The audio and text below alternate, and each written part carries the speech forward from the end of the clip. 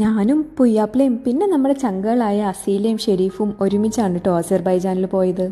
അപ്പോൾ നമ്മളങ്ങനെ ഫ്ലൈറ്റിൽ കയറിയപ്പോൾ ഒരാൾ ഞൂണ്ട ജാക്കറ്റൊക്കെ ഇട്ടിരിക്കുക, തണുപ്പായതുകൊണ്ടായിരിക്കും. അപ്പം ഞാൻ അസീലയോട് പറഞ്ഞു, എടി ഈ അസർബൈജാനിൽ കുറച്ച് അൾട്രാ റിച്ച് ആൾക്കാരുണ്ട്, ഇടയ്ക്ക് നല്ല ഒത്തൻറ്റിക് എമിറാത്തി മന്തിയൊക്കെ കഴിക്കണമെന്ന് തോന്നുമ്പോൾ അവർ നൂണിൽ ഓർഡർ ചെയ്യും. നൂണപ്പോൾ ഇങ്ങനെ ആൾക്കാരെ വിട്ട് അത് ഡെലിവറും ചെയ്യും. ഞാൻ നോക്കിയപ്പോൾ അയാളുടെ ഹാൻഡ് ബാഗേജ് കുറച്ച് വലിയ പെട്ടിയായിരുന്നു.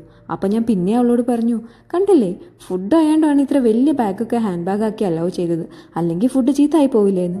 അപ്പോൾ അവൾ, ഓ എന്തൊക്കെ ടെക്നോളജി ആണല്ലേ, ശാസ്ത്രത്തിൻ്റെ ഓരോരോ വളർച്ച എന്നൊക്കെ പറഞ്ഞ് അതും വിശ്വസിച്ച് അവിടെ ഇരുന്നു.